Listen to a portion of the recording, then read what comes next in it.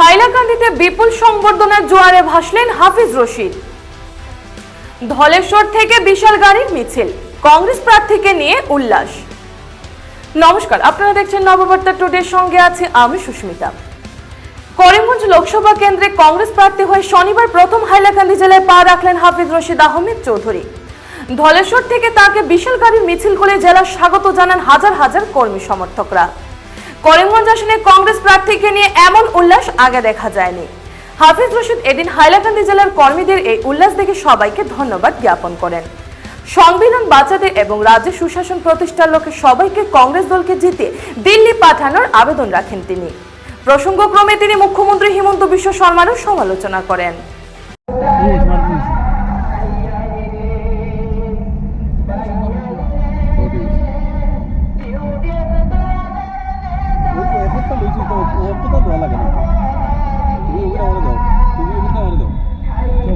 আমি আবার ভিডিওর জোর এটা হয় তারে দিলাম এটা হয় আমি হবে হবে কি সাইড পুরো আতর পুরো ফিস্ট হয়ে গেছে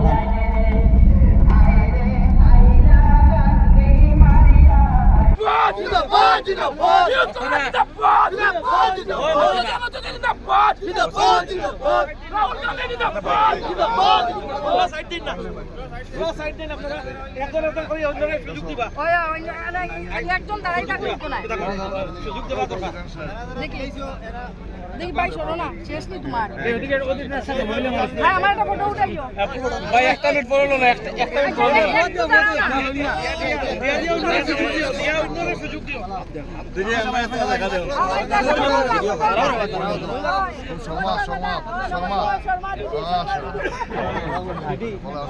দিদি বাতা যাও আমার নাম হাদি দিয়া ভালো আছেন আইছেন না আসসালামু আলাইকুম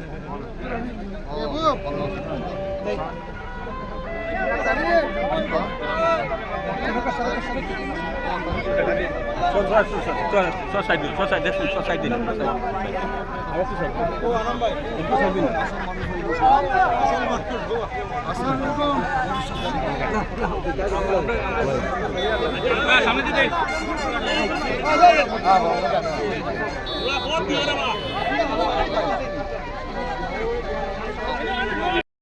মাস্টারবা সামনে বাইরে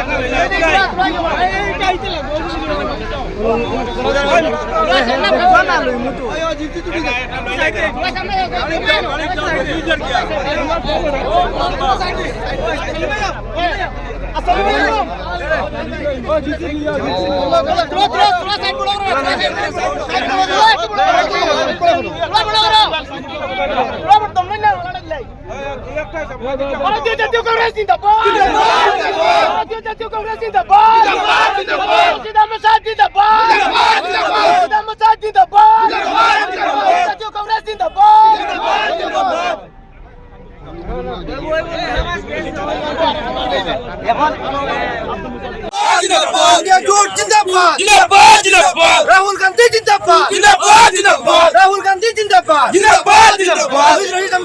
आप तुम्हारा साथ শ্রদ্ধেয় জামিগাবাসী জনসাধারণ, আমার সঙ্গে আগত আমাদের বাচ্চফল ব্লক প্রেসিডেন্ট, আমাদের খাদিগড় এমএলএ খলিল মজুমদার সাহেব, ইসাক আলী বগবুইয়া সাহেব, আমার শামসুর রহমান বড়লস্কর সাহেব এবং মহিলা committee, students union, youth Congress, অন্যান্য বিভিন্ন শাখার মানুষ এবং বিভিন্ন জায়গা থেকে আগত আমার সঙ্গে আমার সব বন্ধু বান্ধবরা, আমি আজকে এখানে বক্তৃতা করে দেব, মিটিং করব। শুধু আজকে প্রথম আমি টিকিটটা পাওয়ার পরে সর্বপ্রথম আপনাদের এখানে আসতে যে হাইলাকান্দি ডিস্ট্রিক্ট থেকে আপনাদের দোয়া এবং আশীর্বাদ দেওয়ার জন্য এসেছি।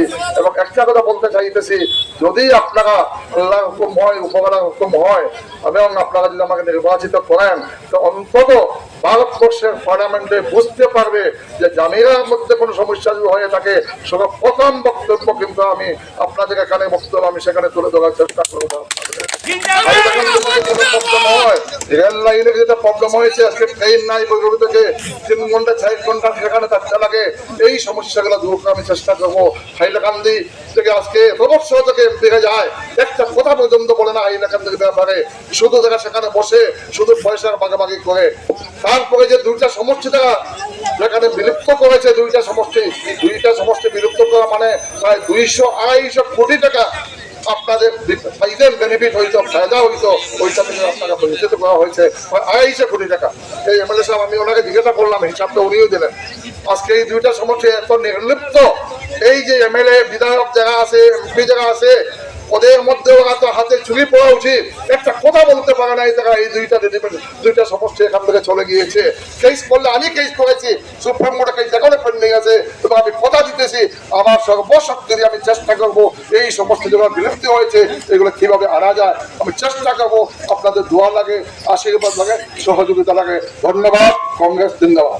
আভাবো যুদ্ধ আলটিমেটলি ইলেকশ্যন বিশ্বময় মানুহক কৈছোঁ, মানুহে কৰি আছে, মানুহ যেনেকৈ মানুহে আকোৱালি লৈছে। মই ভাবোঁ এইবাৰ যুদ্ধ হ'ব হিন্দু মুছলমান নহয়, গণতন্ত্ৰ বাক্স সনাতন।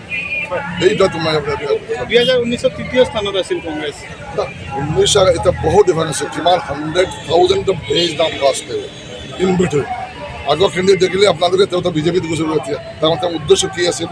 নিশ্চয়তা মাইণ্ডটো তেনেকৈ নাছিল, সেইকাৰণে উপকালে তেওঁ কেনেকৈ কৰিছে। গতিকে মই ভাবোঁ তেওঁৰ লগত মই কোনো কমপ্লেইন হেৰি নহয়। ছাৰ, আপোনাক প্ৰাৰ্থিত্ব দিয়াৰ পিছত বিজেপিয়ে কৈছে আমাৰ 2টা চিট বাঢ়ি গ'ল, পৰিণাম নিশ্চিত হৈ গ'ল। আপোনালোকে তেখেতক দুৰ্বল প্ৰাৰ্থী হিচাপে দেখিছে। এইটো বৃহৎ কোনো অসুবিধা নাই। মানুহে বিশ্বাস কৰিব, মানুহে চাব।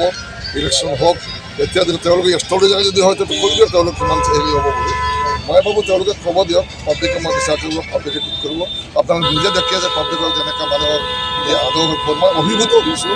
মই ভবা নাছিলোঁ মানুহে এনেকৈ মোক একচেপ্ট কৰিব। আপোনাৰ যে 2জন প্ৰাৰ্থী আছে, মোৰ ত্ৰিকোণীয়া লৰাই হ'ব, বিজেপিৰ আছে, AUDF আছে, সিহঁতক আপুনি কেনেকৈ এছেছ কৰে? মই কাৰো বেয়া হেৰি নকয়, তেওঁলোকৰ অধিকাৰ আছে, কৰিব। মই ভাবোঁ তেওঁলোকৰ performance without M P without MLA 2টা সম্পৰ্ক নাথাকিলে এতিয়াই নহয়। এম পি হৈ তোৰ কি কৰিলে আৰু মই এম পি নহওঁতে কি কৰিছোঁ, আমাৰ জাতিত লাগি বিভিন্ন জাতি জনগোষ্ঠীৰ কাৰণে মই যিবোৰ কৰিছোঁ, অসমৰ কাৰণে যিটো কৰিছোঁ, অসমৰ বৃহত্তৰ যিটো সম্প্ৰদায় আছে তেওঁলোকক মিলনৰ যিটো মই প্ৰক্ৰিয়া কৰিছোঁ, সমন্বয়ক বাটাই যিটো দিছোঁ, আৰু বাকী পাৰফৰ্মেঞ্চ যিটো আছে, মই এমএলএ এম পি নহয় মই যিটো কৰিছোঁ, এই কামসমূহ ৰাখিলেই মানুহে এইটো বিচাৰ কৰি ল'ব কোনখিনি ভোট দিব লাগে। ইলেকশ্যনৰ পূৰ্বে কংগ্ৰেছ দুৰ্বল হৈ যোৱা দেখা যায়, এজনৰ পিছত এজন এইবোৰ ইণ্ডিভিজুৱেল কৰিছে। তো আপোনাৰ দেখ কোনো এফেক্ট হৈছে নেকি? মই যে ইমান ফিল্ডত আছোঁ, কোনোতে এফেক্ট দেখা নাই মই, আৰু বেছি মানুহ আহি আছে। আপোনাৰ এছেছমেণ্ট কি, কিমান ভোটত জিকিব পাৰে? মইতো কোনো এষ্ট্ৰলজাৰ নহওঁ, মই ভাল ভোটত জিকিম বুলি মই আশাবাদী।